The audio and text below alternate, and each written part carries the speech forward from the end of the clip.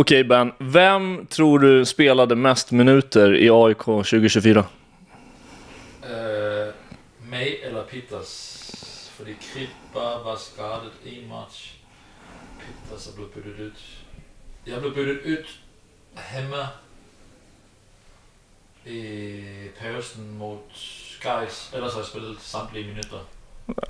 Ja, det är faktiskt du som är etta och Pittas är precis bakom. Men jag har varit nästan lite överraskad. Jag har inte tänkt på det, men har du ens blivit... Vilka matcher blev du utbytt i? Blev du utbytt i någon? Gais hemma. Men jag tänker ändå, det har funnits Sotte, det har funnits Milo där inne. Är det du som är det mest självklara valet nu i AIKs backlinje, eller? Jamen, jeg tror jo altid, man har den selvtillit som fodboldspiller. Den måste du have. Ja. Så man har troen på sig selv.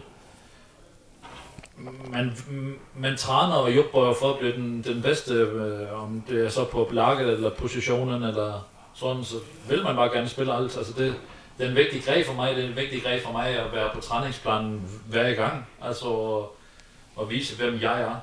Så det prøver jeg mig faktisk om, og det, hvis du kolder på min karriere de sidste 5-6 år, så har jeg også jeg har det lige et halvt år i Molde, hvor jeg var lidt skadet.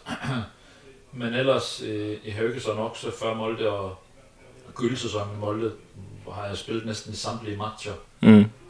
Så det är en viktig grej för mig. Alltså Thomas Berntsen pratade ju om när han kom in att han behövde spelare som står i banan, kallade han hela tiden, och pratade om som håller sig friska, som kan träna hårt och så vidare. Vad är det som krävs för att kunna liksom pressa sig själv och träna hårt men ändå se till så att man ligger på rätt sida gränsen så musklerna inte går sönder? Jamen præcis som du siger, altså pushe sig selv, altså leve rigtigt, æte rigtigt, få den treatment du skal have, sørge for at du er i bra form, så du endda har 2 kilo for mycket. Ja. Altså gør din grejer, passer på din krop, altså man mærker snart nu, hvis man tager en enkelt bytur, om det endda er hele natten eller klokken 2, så tager det en 3-4 dage før kroppen er tilbage, og hvis du gør det helg efter helg, så eller endda får sovet nok, så går det snabbt alltså. Tror du att det också är genetik i det där? Att vissa spelare har liksom bättre förutsättningar för att kunna träna upp sig själv hårdare? Ja, jag tror mycket av det ligger i hovedet. Ja. Altså at du er tough, at du tænker, nej, min hamstrings er lidt træningsvæg, og min mage, man bare tænker, nej, men fan, altså jeg er skadesfri. Jeg spiller fodbold for AIK, jeg nyder livet, altså hvor mange af mine kompiser eller andre mennesker, hvis man nogle gange er lidt trådt, så tænker jeg sådan på, hvor mange af mine kompiser vil ikke have gjort alt for at være i min position. Altså være taknemmelig og så køre på. Altså nyt det der, hvor du er. Nogle dage er så klart ikke trukket, men lidt tøffe i skallen i bøjen af året, hvor tingene ikke går optimalt. Så er det så klart tøft, men alltså, vi spelar fotboll och nyter det. Är det svårt att liksom vara tacksam för den karriären man har fått när det går dåligt för laget, att man liksom försöker att snäppa arvet och tänka att jag borde ändå vara glad när jag går till jobbet? Nogle gange, men hvis du tænker på de rigtige ting og tænker på hvor kort fodboldkarrieren er, livet, alting, altså jeg kom lidt sent i gang. Jeg har spillet for lag i mindre divisioner for bare der været 6 år siden, altså det er gået ganske snabbt. Så tænker på, hvor man er nu. Man vil altid gerne have mere. Jeg vil altid gerne opnå mere. Jeg vil vinde med AIK. Jeg vil komme i Europa. Jeg vil vise, hvem jeg er, hvem mit lag er. Så det är den skillnaden där. Jag har ju vuxit upp och varit supporter till AIK hela mitt liv, så jag har ju min relation till AIK. Hur lång tid tog det för dig när du kom innan du började liksom utveckla lite känslor för klubben, och i vilken utsträckning kan du idag säga att du har känslor och inte bara är en professionell fotbollsspelare? Faktisk, når du er i Danmark eller når du er i Norge, blev der pratet om, i Sverige, der spiller de bra teknisk fodbold. Mhm. Så da jeg kom hit her, ja, så klart, der var bra fodbold, men jeg var lidt overrasket over, hvor mycket supporterne egentlig giver en for bra fodbold, men mere at du er klar til at jobbe ekstra hårdt, og du er klar til at tage den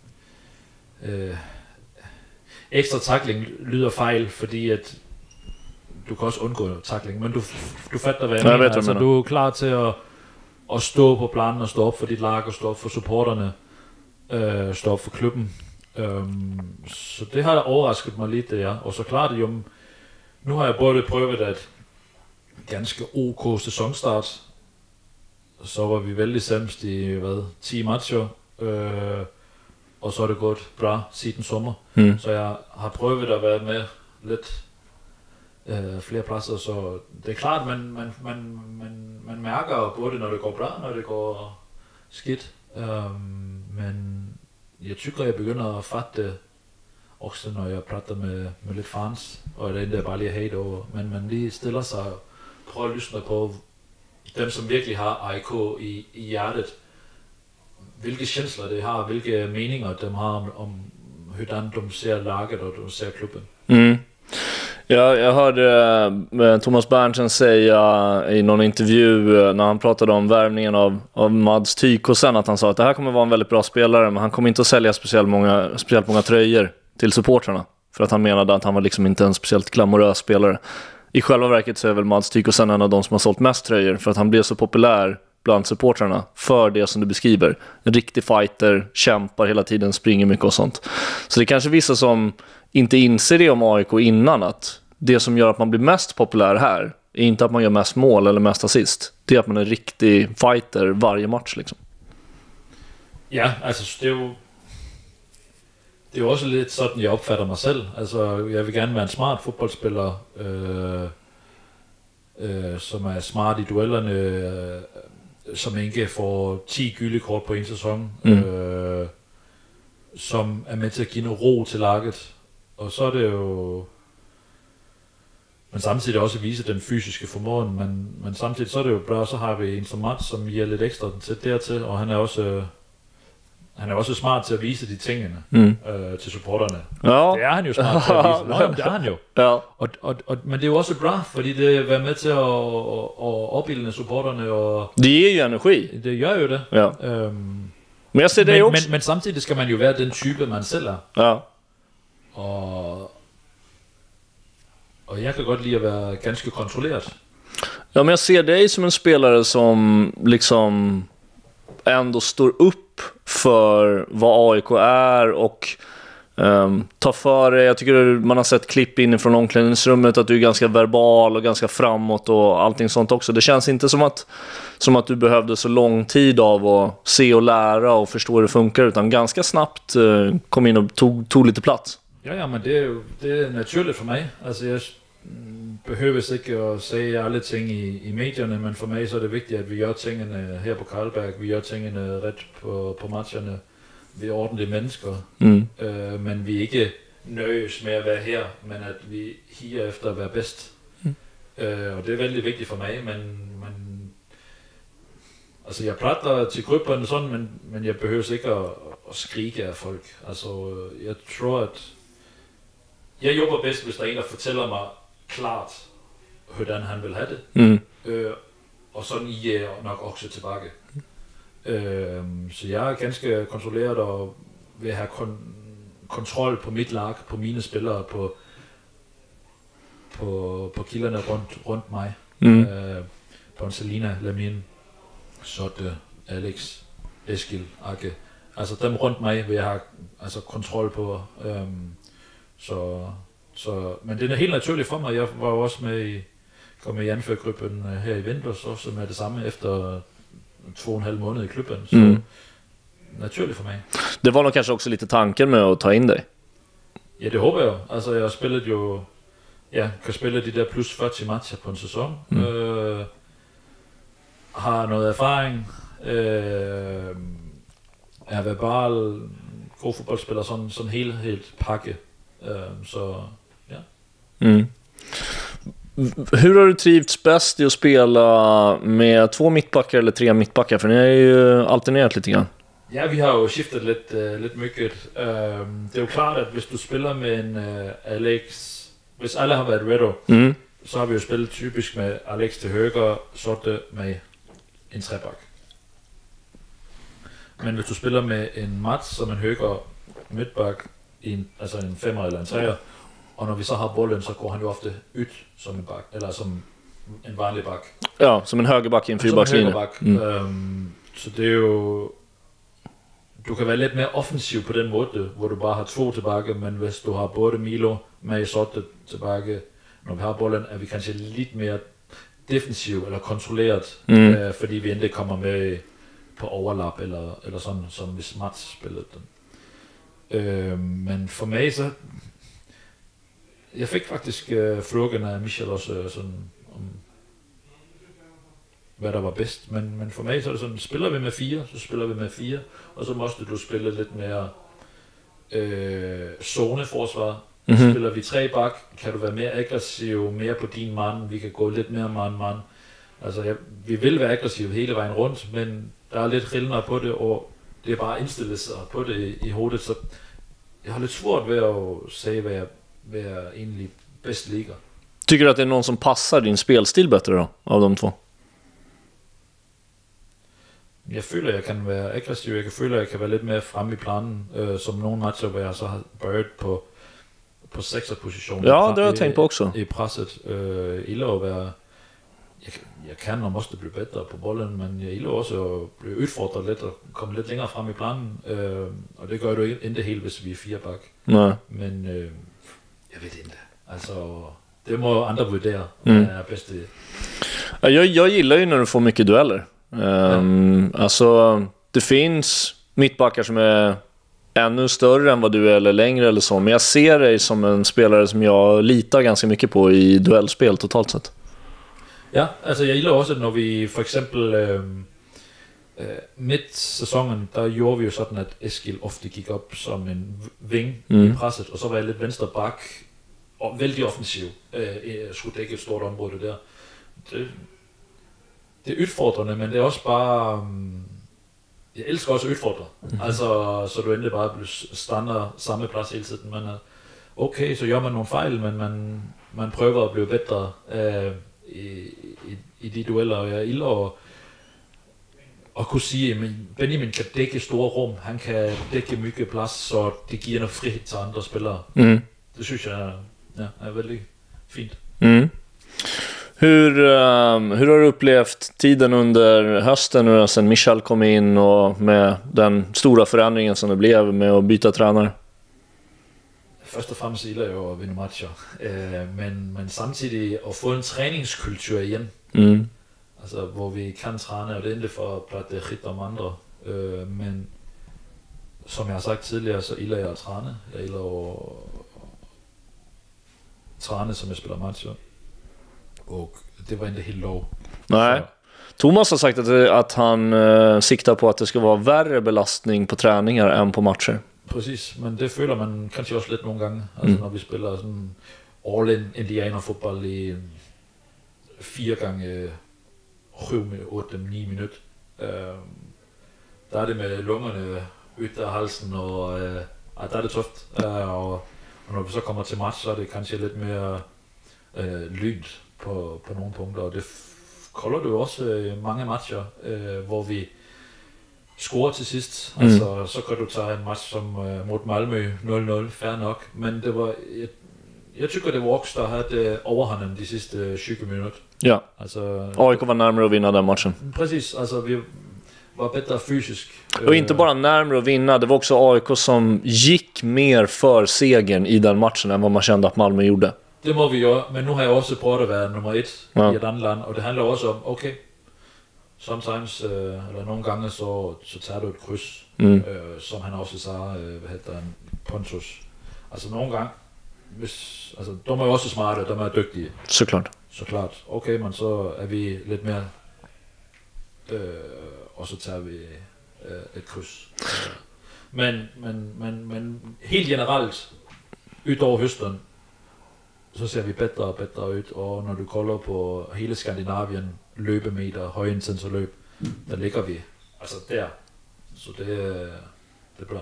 Och jag har varit nere och kollat på en del träningar när ni kört, framförallt när det var lite bättre väder och lite varmare. Men då såg jag att det var ju väldigt ofta fokus på det kunde vara 4 mot 4 eller 5 mot 5 och sen var det max intensity när han blåste i pipan och sen kör ni en kort stund och sen så blåser han av och så får ni liksom lite regroup och prata ihop er och sen går pipan igen och så är det max intensity att köra och sen pumpar ni med den om och om igen och bara tränade på max intensitet hela tiden.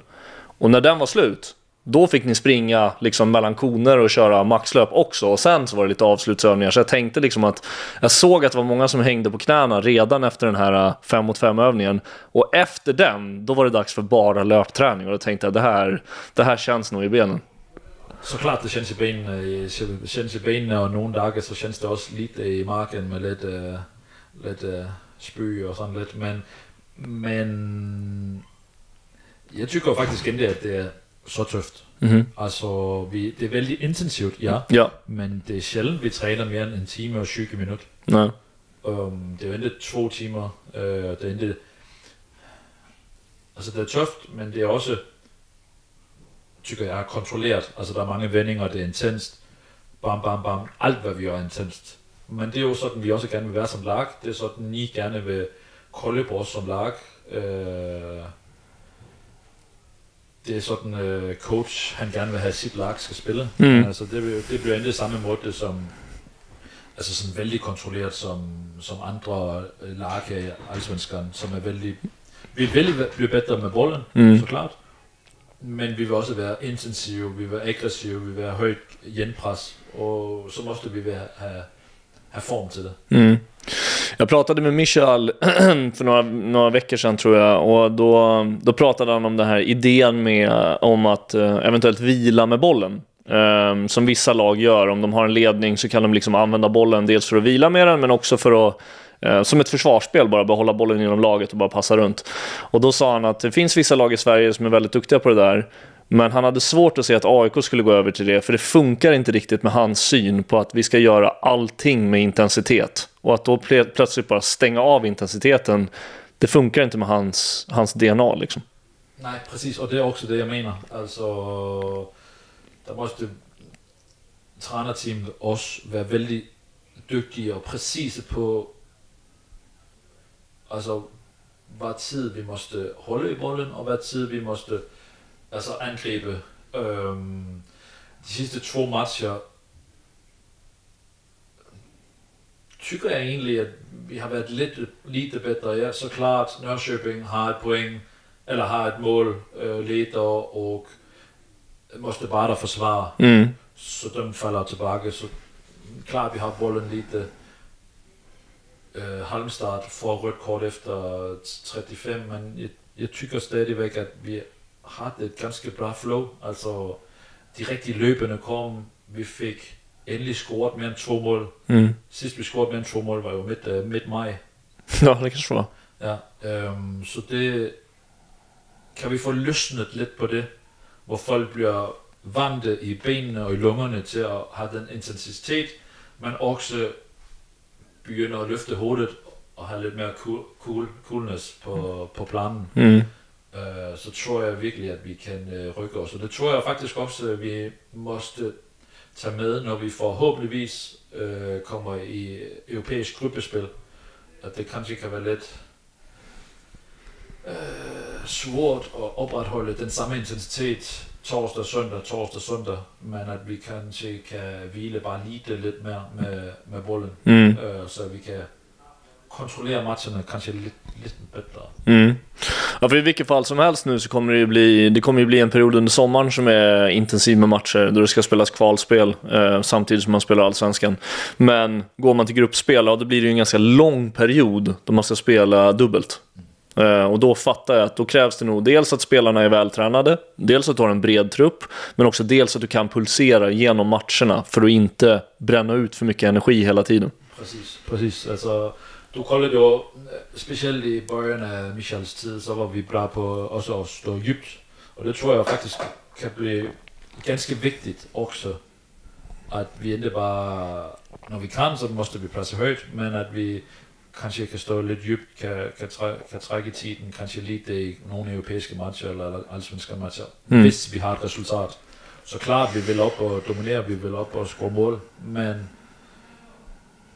hen over høsten her, du kan kolde lite på vores kære kompiser i Djurgården, som kanskje har et lidt tøft høst, og andre lag, og det er derfor, jeg siger respekt til Malmø, fordi de har spillet europæiske matcher også.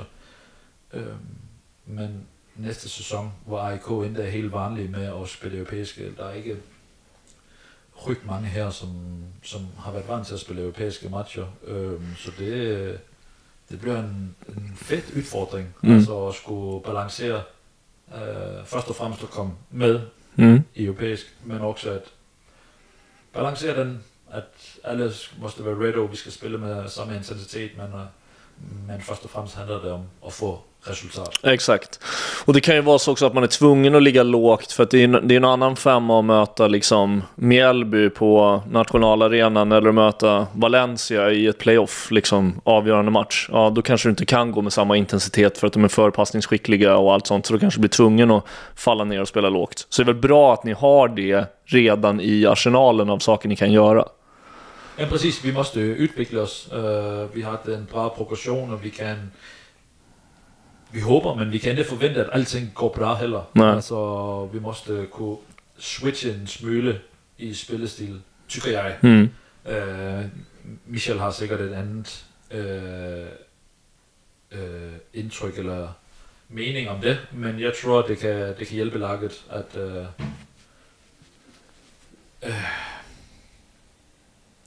kunne acceptere at spille på en anden måde en gang imellem. Ja. Altså, vi accepterer det.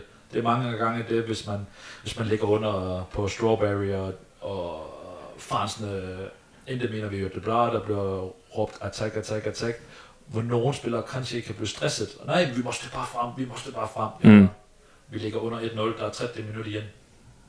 Vi gør vores grejer, i stedet for at spille uden hovedet. Ja. Altså, vær kyl op i skallen, det tror jeg bliver väldigt vigtigt. Det kräver väl också lite speciella typer av spelare, och har i AIK ett speciellt typ av psyke också, att klara av att vara kall i huvudet och fokusera på uppgiften även när det är ett jävla liv runt den. Precis, men alltså, hvis du skal spille i AIK, så måste du kunne klare det. Men samtidig er det også bare,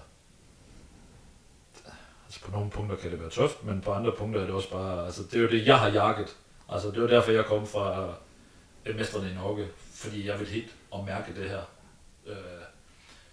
Nu siger jeg pres, men det er fejl at sige pres, men mærke den her tryk, kanskje. Tryk, publik, altså alting rundt om, altså det var det, jeg ville.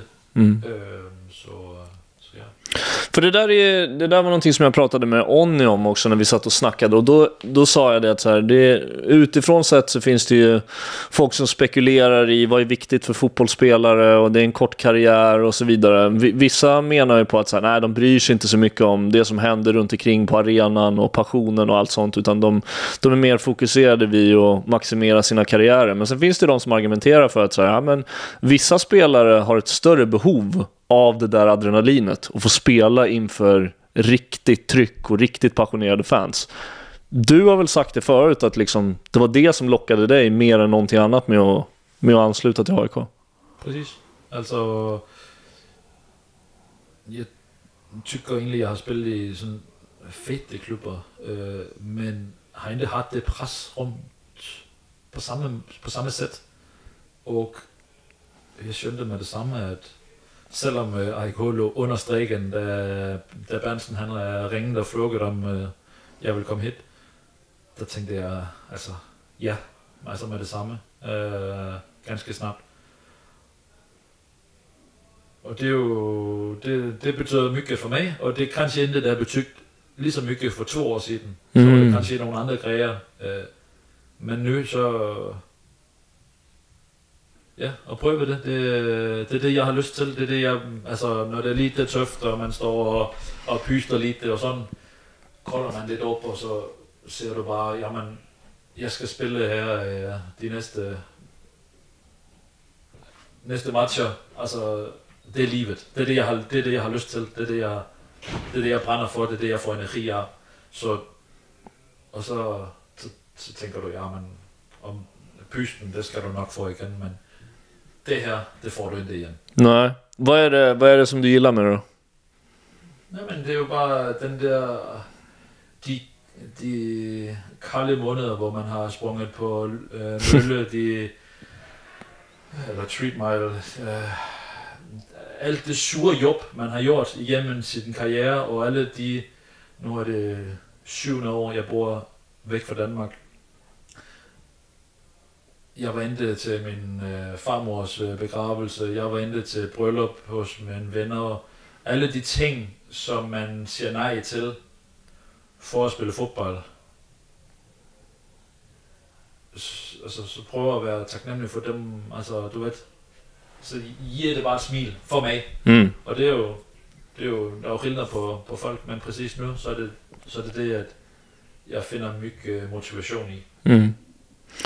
Känner du också att du liksom hittar mer energi i inramningen som är på arenan och att det ger dig mer kraft i ditt spel också, att du får ut ännu mer av dig själv när det är liksom 35 000 inne på arenan och trycker på? Ja, alltså, men jag får det också att när vi spelar nere i Norrköping och fyller halvdelen av stadion eller i Sirius, alltså att vara med, okej, vi är fucking family, alltså du vet, alltså dem kör på, vi kör på. Hvis du har en tough dag, er der hent nogle ting hjemme, eller er der energien er der ikke i dag?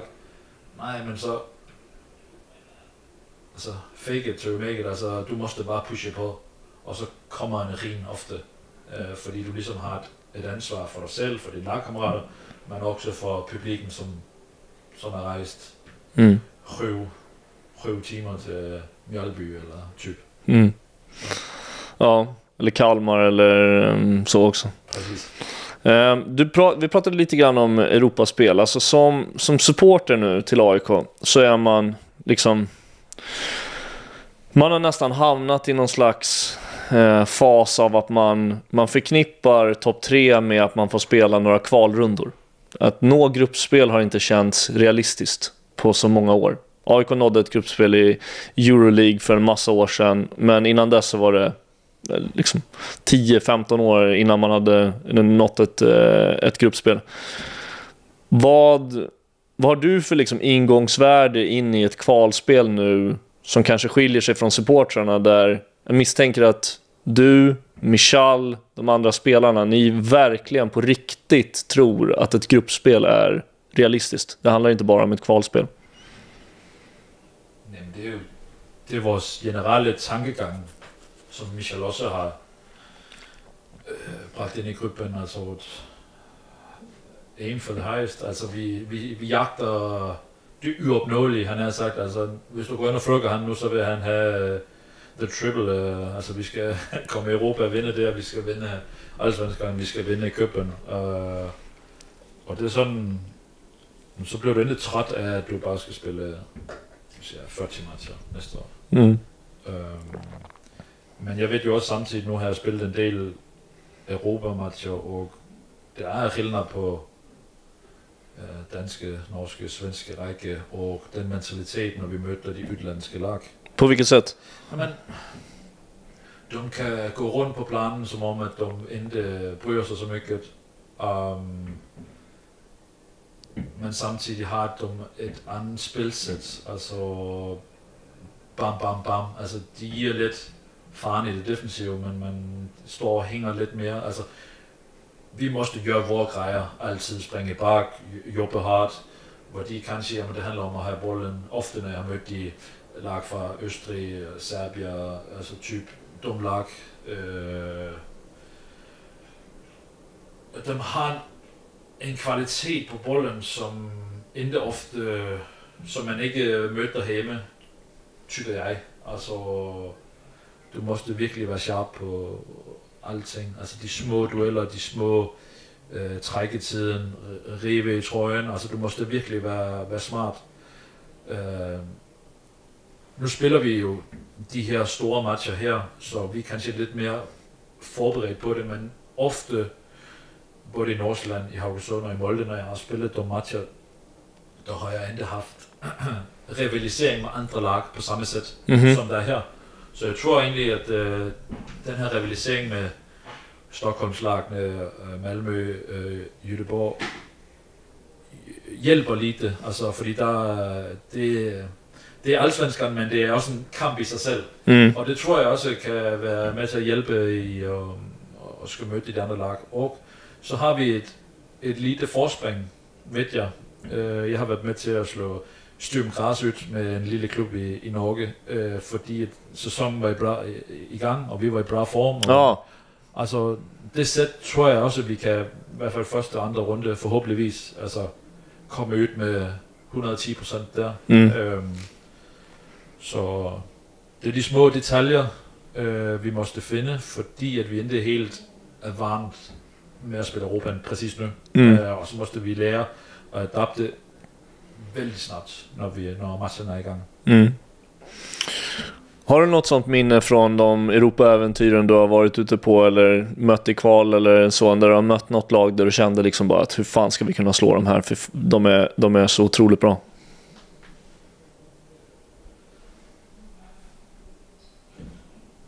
Där man liksom blir ödmjuk som fotbollsspelare över hur bra de är, eller? Ja, jag förstår. Jeg forstår dit fråga, men hvis jeg må dreje den lidt, så kan jeg også sige, jeg har været, efter vi slog Sturm Græs, så skulle vi møde PSV med Gakpo, Bergwijn, Malen i Dortmund, fuldstændig sindssygt lag, og vi forlorter på straffe. Så det er også bare det, at vi den unit, vi har lyst til at være, som AIK har været de sidste 6 måneder, har vi den tro på tingene. Selvfølgelig en smule held også, hvis vi skulle møde Valencia, som du sagde. Så intet umuligt, altså sådan set. Og det er bare det, jeg siger, at ja, vi kan møde det bra lag, men de kan undervurdere også en lille smule. Vi kan komme ud og være den unit og det lag, som vi har lyst til at være. Men vi var med til at møde Galatasaray dagen før jeg kom hit i sidste sommer. PSV, det har været et bra lag, men samtidig... Det är inte så långt borta ändå då, om man gör allt rätt. Men precis, alltså... Så tænker jeg ikke så mycket på det andre laget. Det handler om, at man er nøjet med, hvad gruppen har gjort, hvad laget har gjort, hvad man selv har gjort. Altså, så kan man forlore det, men har man gjort allt så är det okej. Alltså, ja. Jag tänker att Michel har ju liksom tagit färöiska lag till playoff i Europakval. Det ska ju nästan inte vara möjligt med tanke på hur små resurser det är. Och året efter han lämnade så tror jag de tog sig hela vägen ut i gruppspel till och med. Så slog... Ja, men vi slog dem på vägen. Ja.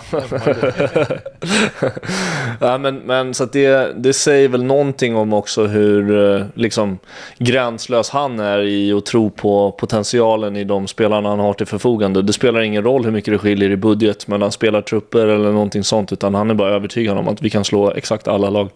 Ja, det är du precis crazy och rå upp i hovedet och allting klickar på dagen, så och du har marginerne. Så kan alt hende. Altså, og det er jo den tro, vi måste have, og det er den tro, som også gør tingene nemmere. Altså, når du hvad skal man sige, cheater lidt med hovedet og siger, at det er bare Manchester United, vi måste møde typ. Men altså, man kan ikke være ret. Altså, bygge og køre på og vise, hvem AIK er. Ja. På tal om mental styrka, när misstaget sker hemma mot Halmstad i sista omgången för din del, vad händer inne i skallen då, och vad gör man för att kunna liksom bara okej, det där har hänt, fuck it, det är bara att köra vidare?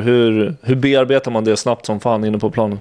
Først så sagde jeg til mig selv, okay, så har jeg gjort en fejl i år. Nej. Jeg tænkte med det samme. Jeg vendte mig om, og så tænkte jeg, nu måste vi vinde matchen. Så glemmer vi aldrig min fejl i morgen. Og det samme er du hent tidligere på sæsonen, en tilbagelætning, jeg husker i Vesterås og typ andre ting, så er det bare vigtigt at vinde matchen. Så klart, havde vi spillet 1-1, og Djurgården havde vundet, og vi var blevet nummer 4, så havde det været tøft. Men jeg har gjort en fejl. Men du måste ju reset hjärnan direkt. Præcis det jeg siger. Jeg har gjort en fejl i matchen. Så måste jeg bare sørge for, at jeg ikke gør flere fejl. Altså, vær endnu mere aggressiv, vær endnu mere redo i hovedet. Havde det været for 5 år siden, havde jeg kanskje tænkt, nu måste jeg op og redde hele laget, men jeg må gøre mine grejer, og jeg kan gøre fejl, du kan gøre fejl, alle kan gøre fejl, that's life. Men det vigtigste er, at jeg endelig bringer det ind i laget, at der står 1-1, fair nok, men at jeg så stadigvæk viser ro, jeg vinder mine dueller, jeg rammer mine pasninger. Det er det, jeg kan gøre, jeg kan gøre fejl, sådan er det. Men det, för elitidrottsmän så krävs det ju förmågan att kunna bara resetta på en gång och sen så inte låta det påverka någonting annat man gör genom hela matchen. För det är tillräckligt mycket press som det är att spela den där matchen mot Halmstad i det läget när allt står på spel, mycket publik och så vidare. Och så får du en till ingrediens in i skallen då att säga okej, det där blev inget bra. Det kräver lite mental styrka för att bara kunna fortsätta fokusera på uppgiften och vara nollställd. Det gør det, men det lever jeg med. Altså, jeg er ille at have det pres på mig. Allerede nu, så tykker jeg, det er tråkigt, den der spiller flere matcher. Altså, jeg savner det presset. Så, ja. Men det er klart, at jeg er endelig for fint at sige, at var det hen for 4, 5, 6 år siden, så havde jeg endelig været på samme sæt, så havde jeg tænkt for mye, men nu så handler det. Det er fodbold, det er live. Jeg får lov til at spille den match. Jeg kunne have siddet på bænken. Jeg kunne have været... Endelig er det så slemt at sætte på AIK's bænk. Men jeg kunne have spillet i Halmstad. Altså, det er små detaljer, der gør, at man ender, hvor man ender. Og bara kör på. Och nu idag är du ju en erfarenhet rikare av det också. Så att du kan, om det skulle hända någon gång i framtiden igen, så kan du bara köra samma... Ja. Altså det er jo sikkert hent før også, eller andre fejl. Men der er endda så mycket at gøre. Altså, du måste bare være tøff. Marcel, min coach, min lagkammerater, ved, at der ikke kan gøre fejl. Det handler om, hvilket sæt du kommer tilbage på. Altså, hvornår er du ready til næste bold? Jeg brugte lige de der 10-15 sekunder på først at tænke, fuck, dernæst, nej, nu måste du vinde, jeg må gøre mine grejer, kør på.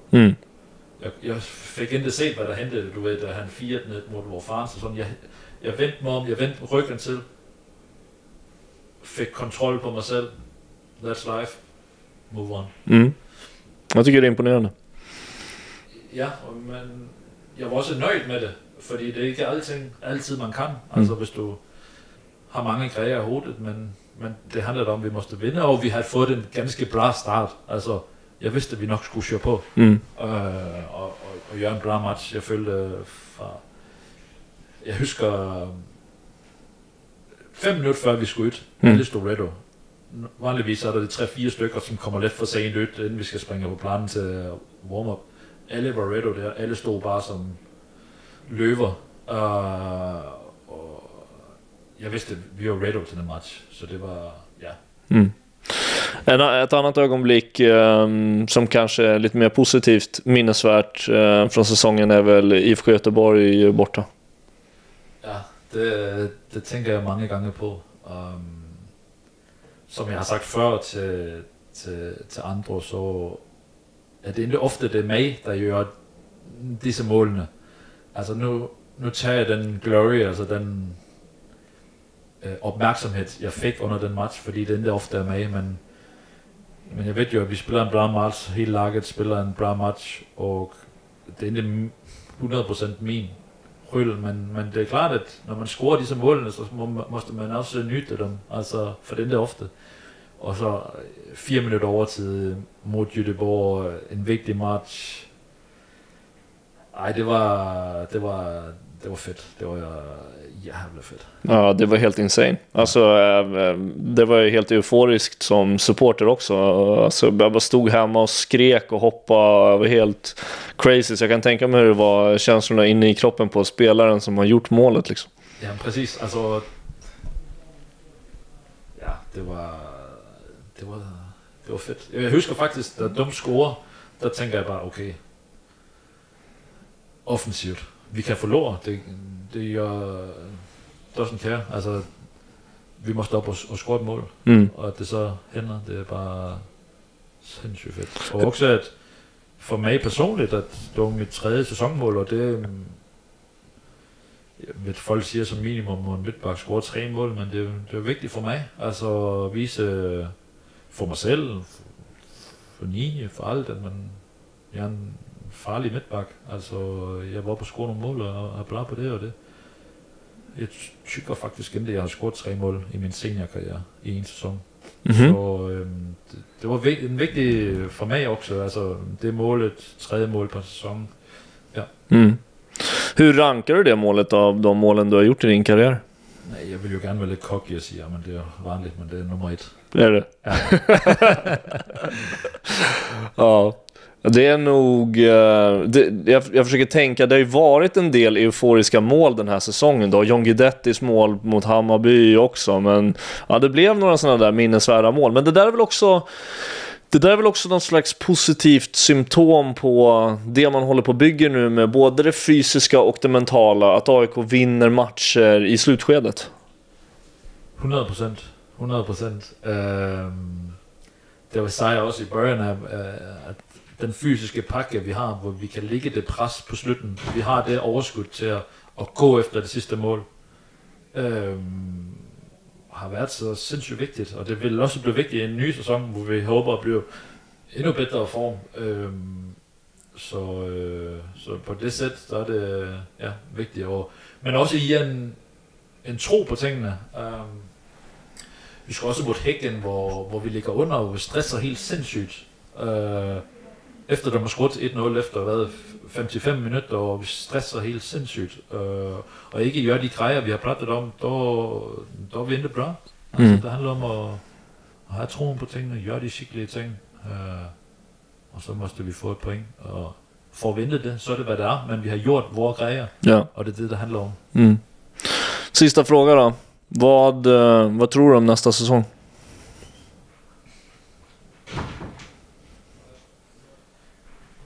Jeg vil jo gerne sætte det her love, hvordan siger du, gyld og grønne skove. Det behøver du ikke gøre. Nej, men jeg har vældig tro på tingene. Altså, jeg har tro på gruppen, tro på...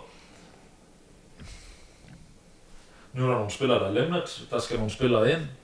Det bliver spændende at se, hvem som kommer ind, og jeg er sikker på, at Thomas han har god kold på det. Men det er klart, at kan vi optimere spillet med bolden, kan vi have den samme, hvad skal man sige, agerighed for at vil forsvare ikke et mål, fordi det er så mycket nemmere. Kolder du på Sirius eller andre matcher, vi holder det 0, så er det bare et mål kontra i bøjen af sæsonen, hvor vi måste score 4-5 stykker.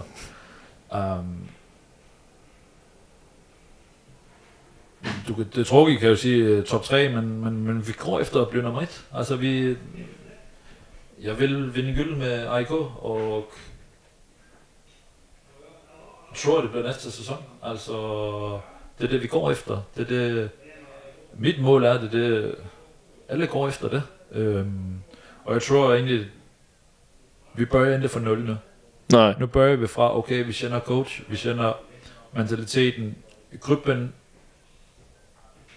Tykker jeg har det bra sammen. Altså folk der har været på bænken byer sig til, træner bra. Folk der i starten var ved at der må være der, ellers så kan der blive byttet ud. Så den der sunde ærlighed, den der sunde konkurrence, den der sunde at den der træner bedst han spiller. Den tror jeg er jätteviktig, og specielt næste sæson, hvor der vil blive byttet mere i matcherne, med forhåbentligvis Europa, som vi har pratet om. Så tror jeg, at vi kan kæmpe med Malmö, men det kræver utrolig mycket. Altså det kræver utrolig mycket i skallen, i forberedelserne, i at præstere så klart på planen, men også uden for planen, och den mentala biten där. Ja, jag hoppas du har rätt att vi är med där hela vägen, och jag känner väl en växande tro på det också. Med den här hösten i ryggen, med förhoppningsvis lite bra beslut under vintern här, och sen 2 rejäla träningsläger i vinter och komma rejält förberedda inför nästa säsong och vara ordentligt upptränade med en tuff fysträning under Michel och gänget. Så det känns som att vi får se. Men det finns ingen anledning att sätta några begränsningar för målsättningen till nästa säsong i alla fall. Nej, men vi måste också vara tålmodiga, som jag säger. Alltså, hvis vi kommer långt i cupen, går okay i Allsvenskan, hvis vi kommer i Europa. Altså, der er store skillnader på at spille Europa, og du kolder det gang på gang med de lag, så har de en bra sæson, og så næste sæson skal de spille Europa, og så er hugterne mere på Europa. Men det handler om Allsvenskan. Okay, hvis vi kommer i Europa, fair nok. Men det handler om, for klubben, hvis klubben måste rykke sig, så handler det om at gøre det bra i Allsvenskan igen næste år, så man kan komme i Europa igen, så man kan stille og roligt få opbygget de relationer og de erfaringer, det giver at spille Europa, fordi der er stor skillnad. Der er stor skillnad på at spille torsdag, søndag mere end 3 vejer i streg. Altså, så jeg håber på, at vi kan komme der, men først og fremmest så handler det om at rykke klubben, hvilket på mange parametre, at vi ser os selv som et toplag, at vi spiller som et toplag, at vi agerer som et toplag, og vi er en gruppe, og vi passer på gruppen. Ja, jag ser fram emot nästa säsong. Tack så mycket, Ben. Velkommen.